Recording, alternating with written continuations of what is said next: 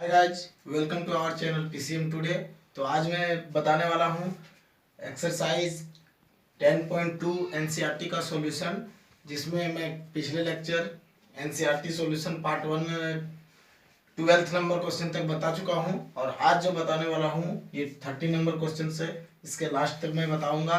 ये वीडियो भी बहुत इंपॉर्टेंट होने वाला है क्योंकि डायरेक्शन कोसाइंस के बाद जितने सारे लेक्चर में बताया था उससे रिलेटेड क्वेश्चन यहाँ हम लोग को देखने को मिलेगा।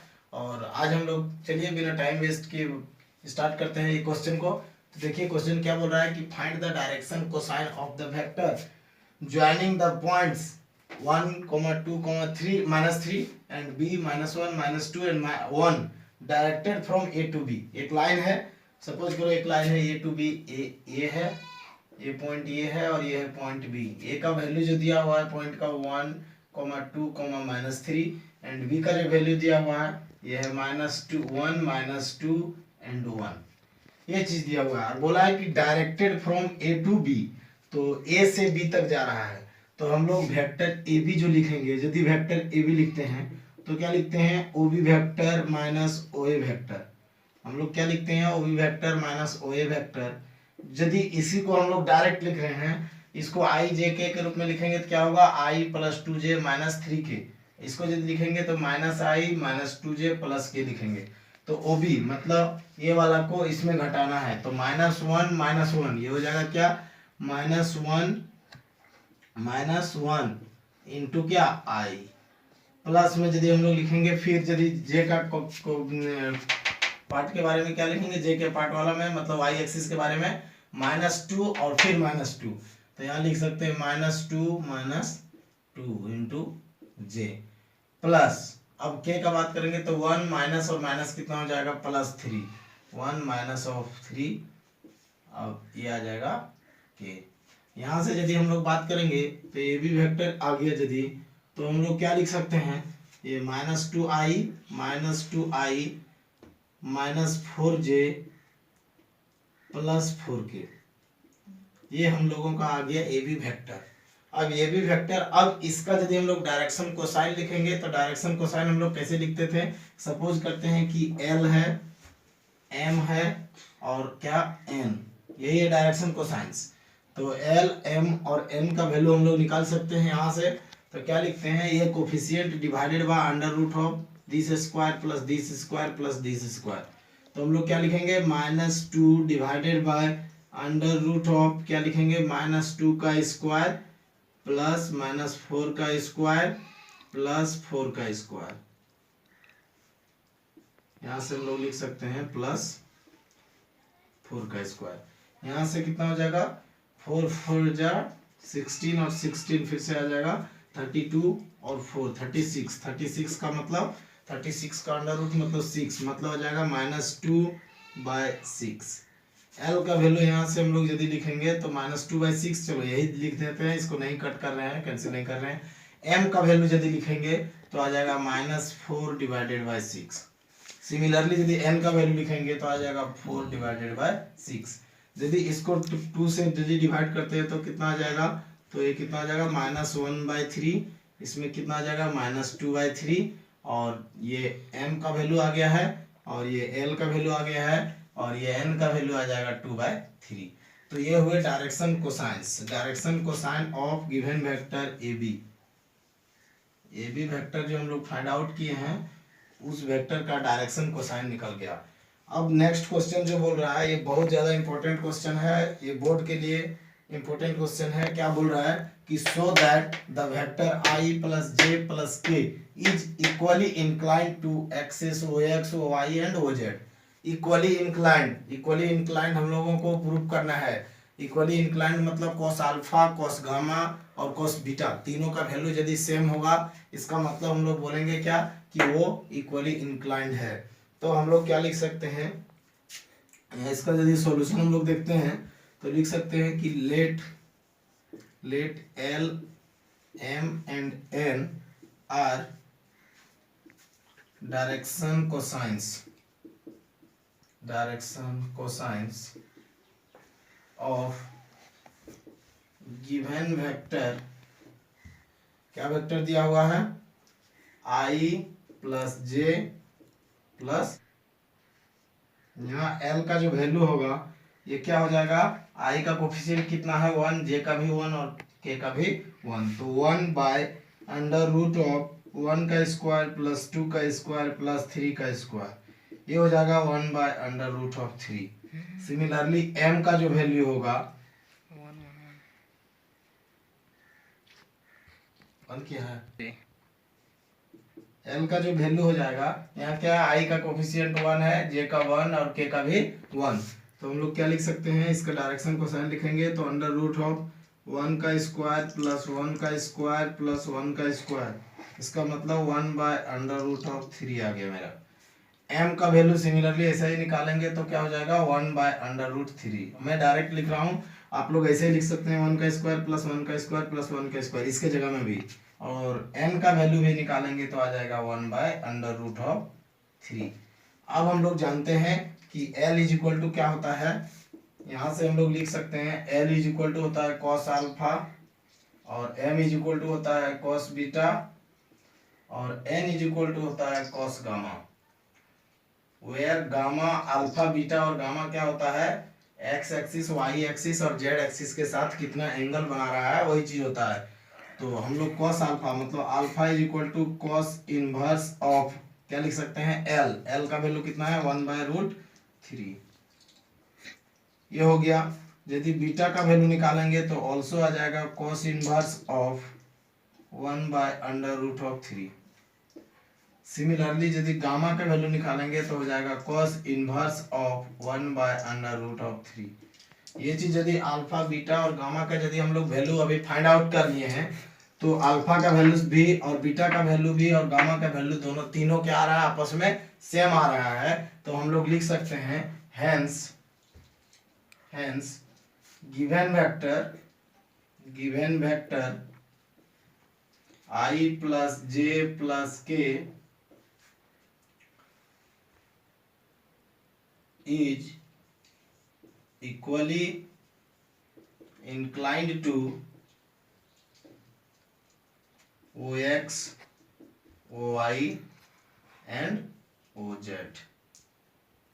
प्रूफ, ये मेरा प्रूफ हो गया। ये पता चल गया यदि cos अल्फा cos बीटा और cos गामा का वैल्यू यदि सेम हो गया तो अल्फा बीटा और गामा भी वैल्यू सेम होगा, मतलब एंगल का वैल्यू सेम होगा। इसका मतलब वो जो वेक्टर दिया हुआ है वो एक्स एक्सिस वाई एक्सिस और जेड एक्सिस के साथ इक्वली इंक्लाइंड होगा। ये हम लोगों का प्रूफ हो गया। तो नेक्स्ट आइए देखते हैं 15 नंबर क्वेश्चन क्या बोल रहा है उसके बारे में देखते हैं। तो नेक्स्ट जो 15 नंबर क्वेश्चन बोल रहा है कि find the position vector of r which divides the line joining 2 points P and Q whose position vector I plus 2j plus k and minus I plus j plus k respectively in the ratio of 2:1। ये ratio दिया हुआ है 2:1 internally and externally, एक internally divide कर रहा है एक बार और एक बार एक्सटर्नली डिवाइड कर रहा है। तो पोजीशन वेक्टर ऑफ r हम लोग को फाइंड आउट करना है। एक्सटर्नली के लिए ये वाला केस होगा और इंटरनली के लिए ये वाला केस होगा। तो अब हम लोग एक फॉर्मूला इंटरनली के लिए यदि बात करेंगे तो फॉर्मूला क्या जानते थे, हम लोग लिख सकते हैं position vector of r, position vector of r is given by, क्या लिख सकते हैं हम लोग कि m into B vector plus n into A vector divided by m plus n। यही जानते हैं m और n का वैल्यू कितना दिया हुआ है, m का वैल्यू 2 और n का वैल्यू 1 दिया हुआ है। तो हम लोग यहाँ से क्या कर सकते हैं, m का वैल्यू कितना 2 इंटू बी वेक्टर का वैल्यू कितना है माइनस आई प्लस जे प्लस के प्लस 1 इंटू n का वैल्यू 1 है और ये वेक्टर का वैल्यू दिया हुआ है i प्लस 2j प्लस के डिवाइडेड बाय कितना हो जाएगा 2 प्लस 1, डायरेक्ट लिख रहा हूँ 3, नहीं तो एक बार और लिख देते हैं 2 प्लस 1। अब जो डायरेक्ट हम लिखने वाले हैं, अब इसका वैल्यू क्या हो जाएगा माइनस 2 और ये 1, तो ये आ जाएगा क्या i माइनस 2i और 1i कितना आ जाएगा i माइनस i आएगा, सॉरी माइनस i। अब क्या करेंगे 2j और इधर कितना है 2j फिर से, तो कितना आ जाएगा 4j प्लस, अब k का बात करेंगे तो 2k और 1k कितना आ जाएगा 3k और नीचे में कितना हो जाएगा 3। ये जो होगा पोजीशन वेक्टर ऑफ r होगा, पोजीशन वेक्टर ऑफ r। ये r का वैल्यू है जो इसको यदि और लिखना चाहें तो हम लोग ऐसे लिख सकते हैं -i/3 plus 4/3j plus k। ये 3 कैंसिल आउट हो जाएगा तो केवल k बचेगा। ये हो गया पोजीशन वेक्टर और यही मेरा हो गया आंसर। नेक्स्ट यदि एक्सटर्नली का बात करेंगे हम लोग, एक्सटर्नली का तो सिंपली यही कुछ नहीं करना है, केवल यहाँ माइनस करना है। तो हम लोग क्या लिख सकते हैं कि position vector of r is equal to m का वैल्यू कितना है 2, m इंटू b वेक्टर का वैल्यू कितना है यहाँ लिखते हैं -i plus j plus k minus, यहाँ क्या हो जाएगा, ये फॉर्मूला में माइनस हो जाएगा 1 into i plus 2j plus k vector. ये आ गया डिवाइडेड बाय 2 माइनस 1, इसका मतलब कितना आ जाएगा 1। अब देखो यदि इसको सॉल्व करेंगे तो क्या आ जाएगा -2i और फिर -i है तो कितना आ जाएगा -3i, और j का बात करेंगे तो 2j और -2j, कितना j का वैल्यू 0 आ जाएगा तो j को हम लोग कैंसिल मतलब छोड़ देंगे ताकि 0 आ जा रहा है। अब 2k और इधर कितना -k, तब ये कितना आ जाएगा +k आ जाएगा, और नीचे में कुछ नहीं तो 2 - 1 मतलब 1 आएगा। तो यही हुआ मेरा answer 3i + k is the position vector of r which divides the pq line in the ratio of 2:1 externally। Externally के लिए ये आंसर होगा और इंटरनली के लिए ये आंसर होगा। नेक्स्ट जो 16 नंबर का क्वेश्चन है वो बोल रहा है find the position vector of mid point of that vector joining the points p 2, 3, 4 and q 4, 1, -2। Suppose करो एक ये लाइन है, एक लाइन है pq, एक लाइन इसका नाम है p और इसका नाम है q, ये लाइन है और यहाँ मिड पॉइंट है। मिड पॉइंट ये सपोज करो ये r है, इसका वैल्यू कितना दिया हुआ है 2, 3, 4 और इसको क्या लिख सकते हैं, यहाँ दिया हुआ है 4, 1, -2। डायरेक्ट यदि हम लोग मिड पॉइंट कोऑर्डिनेट ज्योमेट्री से यदि लिखना चाहेंगे, हम अभी पता है कि इसको कोऑर्डिनेट ज्योमेट्री से यदि लिखना चाहेंगे तो मिड पॉइंट का फॉर्मूला में हम लोग क्या लिखते हैं कि 2 + 4 डिवाइडेड बाय 2, मतलब जो चीज दिया हुआ है दोनों को ऐड करना है, 2 से डिवाइड करना है। सिमिलरली इसमें भी वही चीज है, कुछ नहीं है। यदि p को OP वेक्टर लिखते हैं, यदि हम लोग OP वेक्टर लिखते हैं या तो PQ वेक्टर लिखते हैं और उसको 2 से डिवाइड कर देते हैं तो PQ वेक्टर, यदि पोजीशन वेक्टर ऑफ r हम लोग लिख रहे हैं पोजीशन वेक्टर ऑफ r, तो पहले हम लोग यदि कोऑर्डिनेट ज्योमेट्री से लिखें तो भी हो सकता है, नहीं लिखेंगे तो भी पोजीशन वेक्टर ऑफ r यदि लिखेंगे तो लिख सकते हैं हम लोग OP वेक्टर, PQ लिखेंगे तो क्या लिखेंगे OQ vector minus OP vector. ये किसका वैल्यू होगा, ये PQ का वैल्यू होगा, लेकिन ये चीज हम लोग नहीं लिखने वाले हैं। क्या लिखेंगे कि पोजीशन वेक्टर ऑफ r, तो इसको क्या है, ये 2i है और ये कितना है 4i है, तो क्या लिखेंगे 2i 2 + 4i, ऐसे लिखते हैं 2 + 4i प्लस, अब क्या करेंगे j वाला बात करेंगे तो ये कितना होगा 3 + 1 इंटू क्या j, प्लस में क्या होगा फिर से 4 - 2 मतलब क्या हो जाएगा 4 - 2 इंटू j, और मिड पॉइंट का फॉर्मूला है इसलिए कितना से डिवाइड करेंगे 2 से, तो ये कितना आ जाएगा 4 + 2 6 को 2 से डिवाइड करेंगे तो कितना आ जाएगा 3i प्लस, अब ये कितना है 3 और 1 कितना 4 को 2 से डिवाइड करेंगे तो कितना हो जाएगा 2j। सिमिलरली ये यदि 4 में 2 गया तो कितना बचा 2 डिवाइडेड बाय 2 मतलब 1, ये कितना आ जाएगा, ये सॉरी ये k होगा, ये k हो जाएगा तो प्लस आ जाएगा k वेक्टर।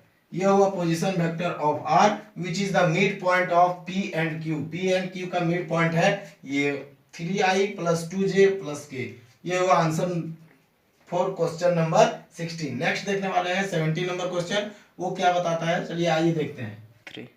तो ये क्वेश्चन क्या बोल रहा है, 17 नंबर क्वेश्चन है एनसीईआरटी का, बोल रहा है कि so that the points a b and c with position vector a vector is equal to 3i - 4j - 4k, b vector is equal to 2i - j + k and c vector is equal to i - 3j - 5k respectively form the vertices of right angle triangle. Right angle triangle होने के लिए क्या condition होता है कि दो sides का square का सम होगा वो तीसरे साइड्स के स्क्वायर के बराबर होगा। यही हम लोग जानते हैं पाइथागोरस थ्योरम से। तो वैसा ही कुछ इसमें करने वाले हैं। तो देखते हैं कि वो कैसे साबित हम लोग कर पाते हैं, प्रूव कर पाते हैं। तो ये जो वेक्टर है वो किसका पोजीशन वेक्टर दिया हुआ है, एक ए पॉइंट के लिए। स्मॉल बी जो है वो किसके लिए, बी पॉइंट के लिए। और सी जो है स्मॉल सी वेक्टर जो है वो किसके लिए, सी पॉइंट के लिए। तो हम लोग ये पोजीशन वेक्टर को वेक्टर में ना लिख करके इसको किस में लिख दिए हैं हम लोग, ये पोजीशन वेक्टर को हम लोग क्या पॉइंट के रूप में लिख दिए हैं। ऐसे भी लिख सकते हैं या तो पोजीशन वेक्टर के रूप में भी लिख सकते हैं। तो यदि हम लोग यहाँ से लिखना चाहें, यहाँ से सॉल्यूशन करते हैं यदि हम लोग, तो यदि हम लोग ए बी लिखते हैं, A B is equal to क्या होगा, O B minus O A vector, ये होगा। तो ए बी का वैल्यू हम लोग निकाल सकते हैं यहाँ से। ए बी का वैल्यू यहाँ से निकालेंगे तो क्या होगा, ओ बी मतलब ये वाला चीज, मतलब 2 - 3 मतलब कितना आ जाएगा, 2 - 3 मतलब -i। अब क्या हो जाएगा, ये वाला -1 माइनस माइनस +4 मतलब कितना आ जाएगा, +3j। समझ में आया कि नहीं। ये -1 है और ये -4 है, तो वो भी माइनस वो ए वेक्टर मतलब -3 और माइनस ऑफ -4 मतलब ये प्लस में आ जाएगा। तो +4 - 1 मतलब +3। अब ये 1 माइनस ऑफ -4 मतलब कितना आ जाएगा, मतलब 1 + 4 मतलब 5k। ये किसका वैल्यू आ गया, मेरा वैल्यू आ गया ए बी का। अब यहाँ से ए बी का मोड निकालते हैं, ए बी वेक्टर का मैग्नीट्यूड निकालते हैं। तो कितना आ जाएगा हम लोग का, यहाँ से -1 का स्क्वायर प्लस 3 का स्क्वायर प्लस 5 का स्क्वायर, ये कितना आ जाएगा, 5 5 जो 25 आ जाएगा। यहाँ से √1 + 9 + 25 ये कितना आ जाएगा, ये आ जाएगा 35। √, कितना आ जाएगा 35। ये हम लोग को पता चल गया कि √35 यूनिट आ गया ए बी का वैल्यू। सिमिलरली यदि हम लोग बी सी का वैल्यू निकालेंगे, बी सी वेक्टर, तो क्या आ जाएगा, O C vector minus O B vector, O C minus O B. देखो यहाँ से ओ सी माइनस ओ बी 1 - 2 मतलब -i प्लस, अब देखो क्या करेंगे, -3 माइनस माइनस कितना आ जाएगा, +1 कितना आ जाएगा, -2j, यहाँ आ जाएगा -2j। और ये वाला जो क्या होगा, -5 - 1 ये कितना आ जाएगा, -6k। इसका यदि हम लोग मोड निकालेंगे, BC का मोड यदि हम लोग यहाँ से निकालेंगे, तो BC का मोड इज इक्वल टू कितना आ जाएगा, ये magnitude of BC is equal to √(-1) का स्क्वायर प्लस -2 का स्क्वायर प्लस -6 का स्क्वायर। यहाँ से कितना आ जाएगा, √(, कितना 1 + 4 + 36, ये आ जाएगा मेरा 36 और 41, √(, आ गया मेरा 41। नेक्स्ट जो हम लोग वेक्टर इज इक्वल टू क्या हो जाएगा, ओसी वेक्टर माइनस ओए वेक्टर। ओसी वेक्टर ध्यान दीजिए, यहाँ से ओसी 1 - 3 मतलब कितना हो जाएगा, -2i। उसके बाद क्या, -3 - 4 माइनस ऑफ -4 मतलब +4 हो जाएगा। ये -3 है मतलब क्या आ जाएगा, +j।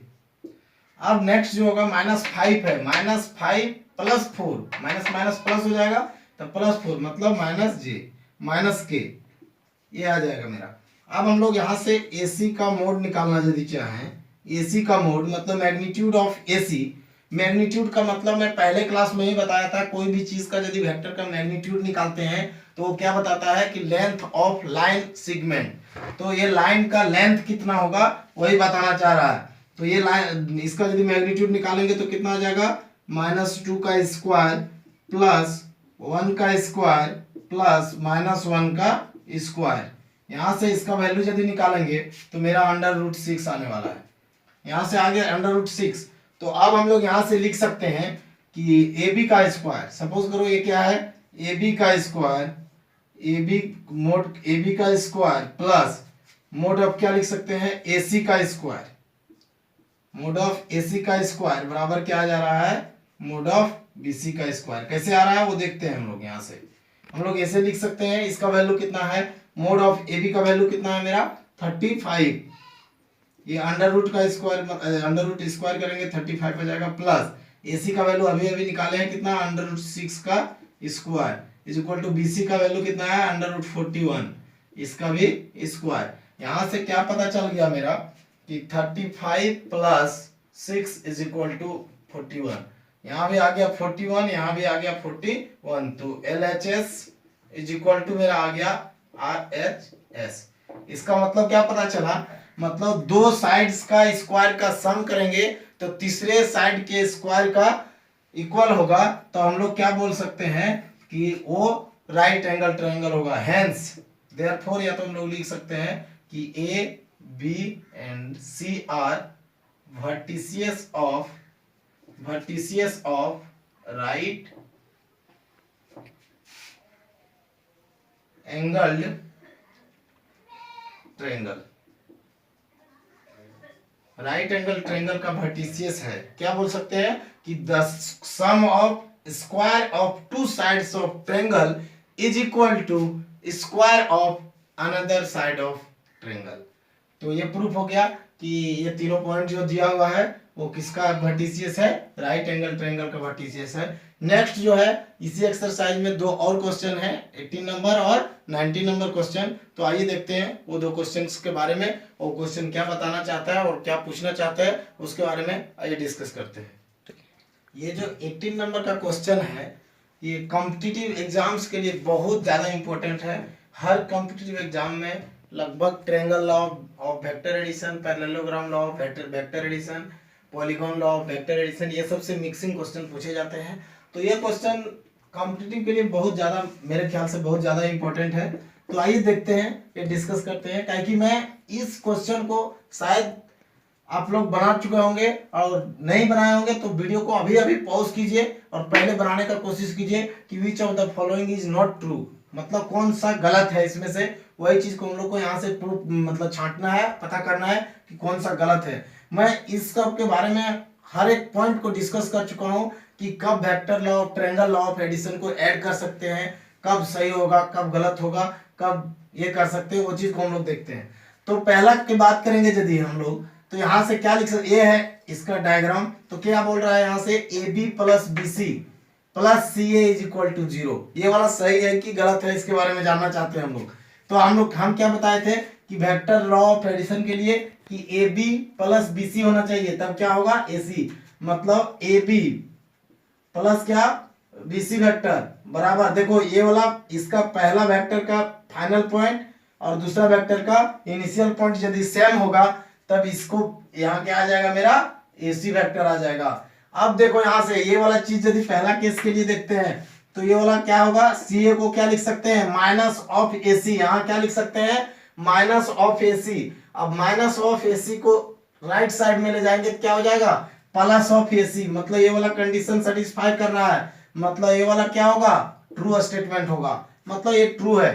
अब नेक्स्ट जो देखने वाले हैं वो क्या बोल रहा है, सेकंड नंबर क्वेश्चन क्या बोल रहा है, AB plus BC minus of AC, minus of AC मतलब यही वाला कंडीशन दिया हुआ है, केवल ये CA को क्या किया था, AC में चेंज कर दिया तो माइनस होगा, अपोजिट किया तो ये वाला इधर जाएगा, तो फिर यही कंडीशन सेटिस्फाई हो रहा है, यही कंडीशन सेटिस्फाई हो रहा है, मतलब ये भी क्या होगा, ट्रू स्टेटमेंट होगा।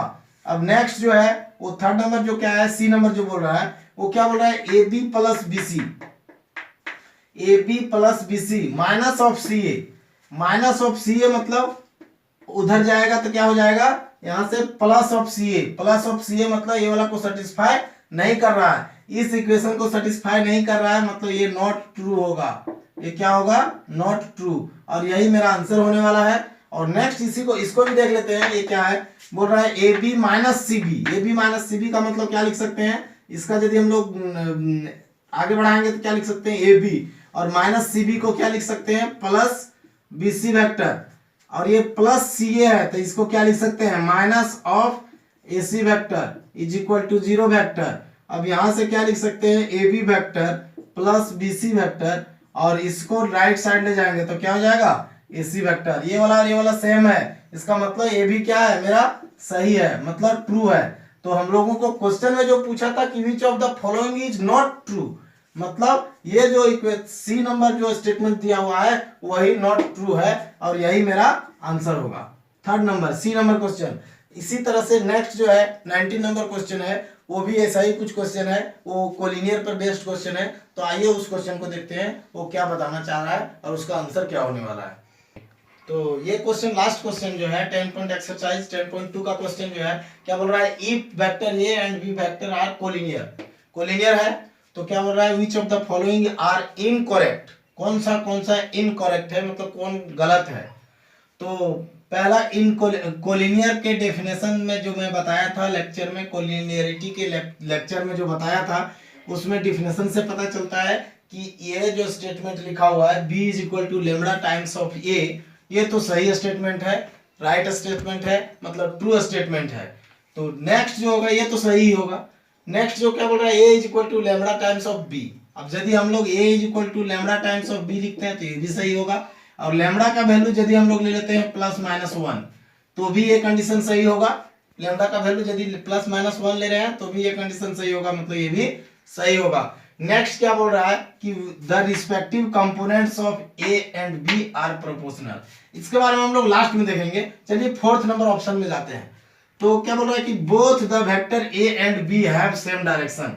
कोलिनियर का मतलब ऐसा तो नहीं है कि ए और बी यदि कोलिनियर, ए एक वेक्टर है और बी एक वेक्टर है, यदि दोनों क्या है आपस में क्या है एक ही लाइन पर है, तो एक ऐसा हो सकता है कि एक का डायरेक्शन इधर है और एक का डायरेक्शन इधर है, तो ये क्या सेम डायरेक्शन में है क्या, नहीं है। तो सेम डायरेक्शन में नहीं है, डिफरेंट मैग्नीट्यूड बोल रहा है, बट डिफरेंट मैग्नीट्यूड इक्वल भी हो सकता है, डिफरेंट भी हो सकता है, लेकिन केवल कोलिनियर रहने से हम लोग डायरेक्टली नहीं बोल सकते हैं कि उसका डायरेक्शन सेम होगा। डायरेक्शन अपोजिट भी होगा तो भी वो कोलिनियर का केस होगा, मतलब कोलिनियर रहने से सेम डायरेक्शन नहीं होगा।